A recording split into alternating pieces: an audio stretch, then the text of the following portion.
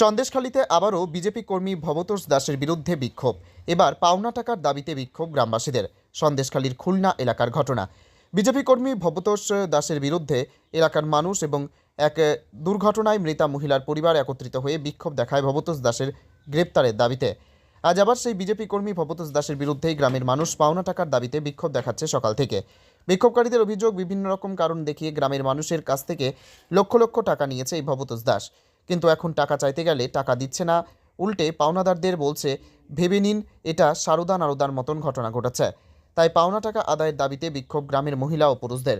তাদের দাবি অবিলম্বে তাদের টাকা ফেরত দিতে হবে। এলাকার মানুষের দাবি, প্রায় ৩৫ লক্ষ টাকা গ্রামবাসীদের কাছ থেকে নিয়ে রেখেছে ভবতোষ দাস। ভবতোষ দাসের বিরুদ্ধেই কবিতা মৃধা নামে এক মহিলাকে বাইকের ধাক্কা দিয়ে মেরে ফেলার অভিযোগে তার গ্রেপ্তারের দাবিতে বিক্ষোভ দেখিয়েছিল গ্রামের মানুষ এবং মৃত কবিতা মৃধার পরিবার।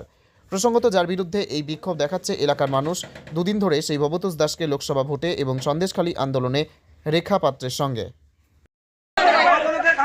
টাকা অবিলম্বে ফেরত দিতেই হবে, আমাদের টাকা ফেরত চাই, আমাদের ভবতোষ দাসকে অবিলম্বে গ্রেফতার করতে হবে, অপরাধীদের টাকা ফেরত দিতে অবিলম্বে ভবতোষ দাসকে গ্রেফতার করতে হবে, অবিলম্বে ভবতোষ দাসকে গ্রেফতার করতে হবে, আমাদের সংগ্রাম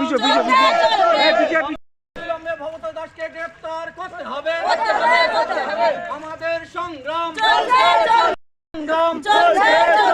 পাওনাদারদের সংগ্রাম অবিলম্বে আমাদের টাকা ফেরত চাই, আমাদের সংগ্রাম মা বোনেদের সংগ্রাম